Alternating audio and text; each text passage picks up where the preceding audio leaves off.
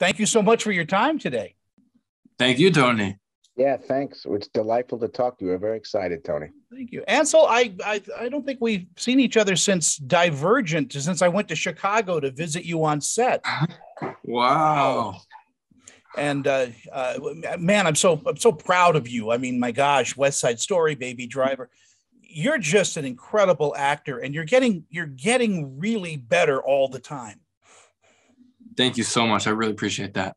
Being a part of this project was like such a cool experience, working with Michael Mann, working with JT, being able to immerse myself in Japanese culture. This was really, really, really cool. JT, you went to high school with Jake. I did indeed. We did terrible high school plays together. Been friends ever since. And so in taking this, I mean, I guess you guys have had a shorthand then.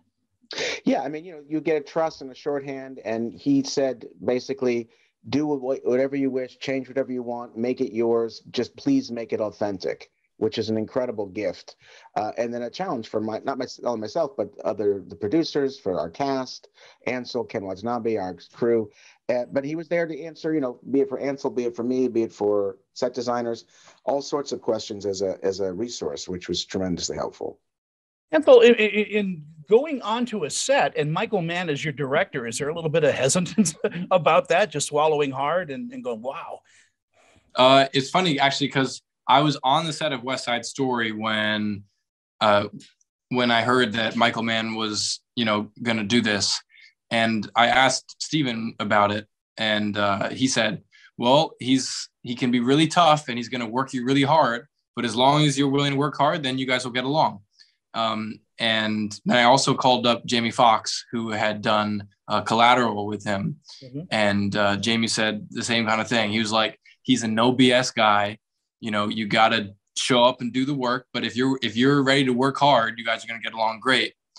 And I loved working with Michael Mann because he was no BS. He's like, come out to LA. This was months before we ever were even going to go to Japan. Come out to LA and I'm going to put you through journalism crash course. I'm going to get this guy. We're going to get, we're going to get you out in the street. We're going to get you to the LA Times. We're going to go to South Central and go do interviews. He wanted me to feel uncomfortable so that I could grow into this role and start to learn what it is to be an investigative journalist first. And then from that, go to Japan, do martial arts, Aikido, Japanese language training. That was like, obviously part of the plan, but Michael Mann is the kind of guy who pushes his actors really, really hard. And I love being pushed. It's an incredible gift to have that, intensity on a set as well.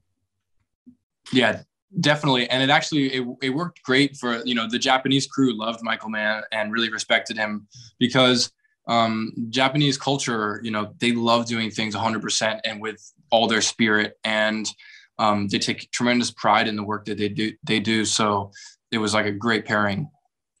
JT, I have to say that after watching, several of the episodes, this is so meticulously shot. It is such a piece of art as well. And so I just want to say authentic in the way that you're portraying 1990s. Well, thank you. I mean, we've spent a great deal of time, obsessing over that and wanting that to be our goal is to, to be blunt. We want this to be a show that a Japanese audience doesn't cringe when they're watching. This is not a show about a white gaze. This is not a show about the white saber. It's a show about, we start following Jake, and then all of a sudden we expand outward and outward to all the Japanese characters we also follow.